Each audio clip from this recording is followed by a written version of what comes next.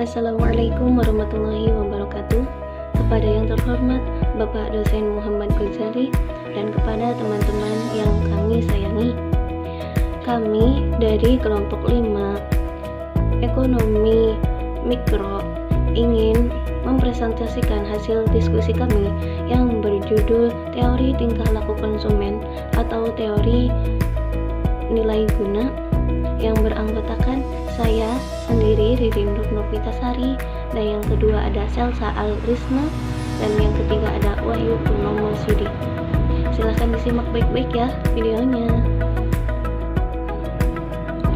Baik, saya Ririn Nur Novitasari ingin menjelaskan materi yang pertama dan yang kedua. Materi yang pertama itu ada teori nilai guna, dan yang kedua itu ada maksimalisasi nilai guna. Yang pertama itu teori nilai guna. Di dalam teori ekonomi, kepuasan atau kenikmatan yang diperoleh seseorang dari mengkonsumsikan barang-barang dinamakan nilai guna atau utility. Kalau kepuasan itu semakin tinggi, maka semakin tinggilah nilai gunanya atau utility-nya. Bahwa manfaat atau kenikmatan yang diperoleh konsumen akan memaksimalkan kepuasan yang dapat dicapainya. Jika semakin tinggi kepuasan terhadap barang, maka akan semakin tinggi nilai utility atau nilai guna barang tersebut. Nilai guna dibedakan menjadi dua. Yang pertama itu ada nilai guna total, yaitu dapat diartikan sebagai jumlah seluruh kepuasan yang diperoleh dan mengkonsumsikan sejumlah barang tertentu. Dan yang kedua itu ada nilai guna marginal. Nilai guna marginal berarti pertambahan atau pengurangan kepuasan sebagai akibat dan pertambahan atau pengurangan penggunaan satu unit barang tertentu. Yang materi kedua ada maksimalisasi nilai guna. Salah satu pemisah penting dalam teori ekonomi adalah setiap orang akan berusaha untuk memaksimumkan kepuasan yang dapat dinikmatinya. Dengan perkataan lain, setiap orang akan berusaha untuk memaksimalkan nilai guna dari barang yang dikonsumsinya.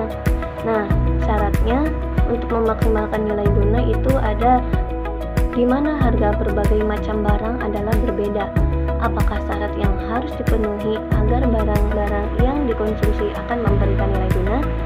Syarat yang harus dipenuhi adalah setiap rupiah yang dikeluarkan membeli unit tambahan berbagai jenis barang akan memberikan nilai guna marginal yang sama besarnya. Untuk membuktikannya, perhatikan contohnya ya. Saya akan menjelaskan contohnya.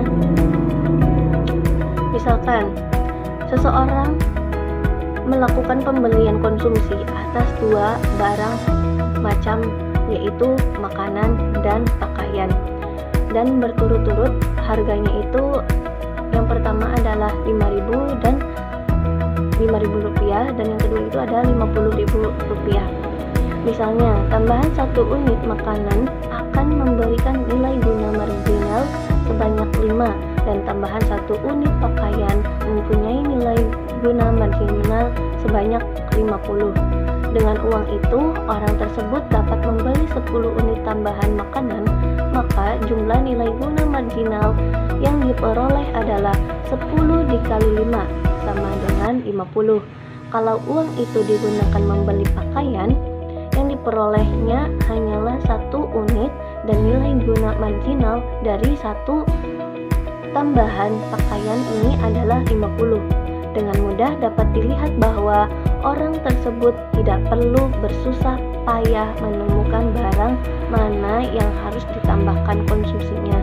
Berdasarkan kepada contoh yang tadi saya jelaskan, itu adalah hipotesis. Ada hipotesisnya, yaitu seseorang akan memaksimumkan nilai guna dari barang-barang yang dikonsumsikannya apabila perbandingan nilai marginalnya berbagai barang tersebut. Keadaan seperti itu wujud dalam contohnya yang tadi saya telah paparkan, adalah perbandingan harga makanan dan pakaian adalah 5.000 dibanding 50.000 atau 1 dibanding 10. Dan ini adalah sama dengan perbandingan nilai guna marginal makanan dan pakaian, yaitu 5 dibanding 50 atau 1 dibanding 10. Terima kasih. Selanjutnya yaitu hubungan teori guna dengan teori permintaan. Dengan menggunakan teori nilai guna dapat diterangkan sebabnya berupa permintaan bersifat menurun dari kiri atas ke kanan bawah, yang menggambarkan bahwa semakin rendah harga suatu barang, semakin banyak permintaan ke atas.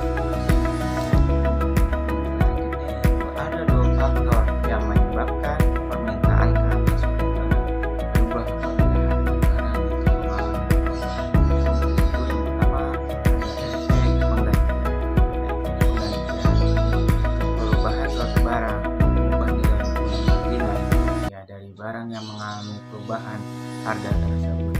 Kalau harga mengalami kenaikan, nilai guna marginal rupiah yang dimilikan oleh barang tersebut menjadi semakin rendah. Yang kedua, ada efek pendapatan. Kalau pendapatan tidak mengalami perubahan, maka kenaikan harga menyebabkan pendapatan retail menjadi semakin sedikit. Dengan kata lain, kemampuan pendapatan yang diterima untuk membeli barang-barang menjadi bertambah kecil dari sebelumnya. Maka kenaikan harga menyebabkan konsumen mengurangi jumlah berbagai barang yang dibelinya, termasuk barang yang mengalami kenaikan harga. Penurunan harga suatu barang menyebabkan pendapatan retail bertambah, dan ini akan mendorong konsumen menambah jumlah barang yang dibeli. Akibat dari perubahan harga kepada pendapatan ini yang disebut efek pendapatan. Yang pertama, paradoks nilai. Sebelum teori nilai guna dikembangkan, ahli-ahli ekonomi menghadapi kesulitan di dalam menerangkan perbedaan yang mencolok di antara harga air dan harga berlian. Air merupakan barang yang sangat berharga kepada manusia, tetapi harganya jauh lebih murah. Sedangkan berlian bukanlah benda yang sangat penting dalam kehidupan sehari-hari, tetapi harganya jauh lebih mahal daripada air.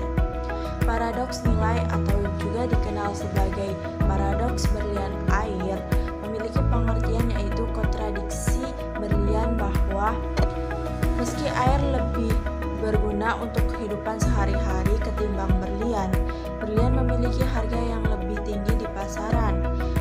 Alasan di atas tidak lengkap dan tidaklah sepenuhnya benar.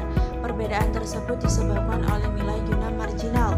Nilai guna marginal lah yang menentukan apakah suatu barang itu mempunyai harga yang sangat tinggi atau rendah. Teori nilai guna memberikan penjelasan yang lebih tepat mengenai sebabnya terdapat perbedaan yang sangat nyata antara air dan berlian. Perbedaan tersebut disebabkan oleh nilai guna marginal mereka sangat berbeda. Oleh karena itu, air sangat mudah diperoleh, maka orang akan mengkonsumsi air sehingga pada tingkat di mana nilai guna marginal air sangat murah. Nilai guna marginal air adalah begitu rendahnya sehingga orang baru mau menggunakan lebih banyak air apabila harganya sangat rendah sekali. Nilai guna marginal lah yang menentukan apakah suatu barang itu mempunyai harga yang sangat tinggi atau rendah.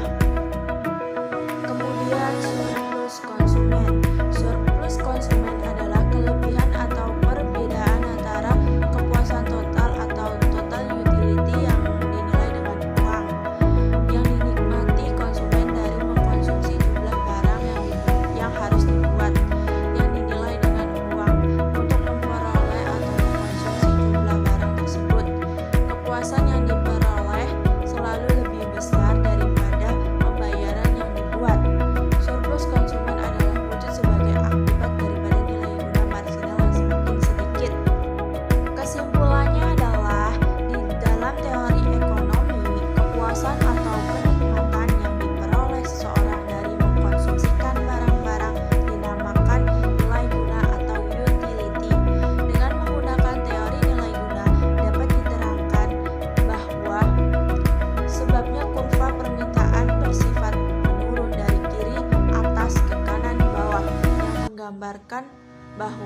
Semakin rendah harga suatu barang, semakin banyak permintaan ke atasnya. Teori nilai guna dapat pula menerangkan tentang wujudnya kelebihan kepuasan yang dinikmati oleh para konsumen, yang disebut sebagai surplus konsumen. Baik, terima kasih teman-teman yang sudah menyimak video dari kami. Mohon maaf jika ada kesalahan baik dalam penulisan atau dalam tutur kata yang tidak baik dari kami. Mohon dimaafin ya. Kurang lebihnya mohon maaf. Saya Riri Nur Novitasari dan kelompok 5 Ekonomi Mikro izin mengundurkan diri. Sekian dan terima kasih. Wabillahi taufik wal hidayah. Wassalamualaikum warahmatullahi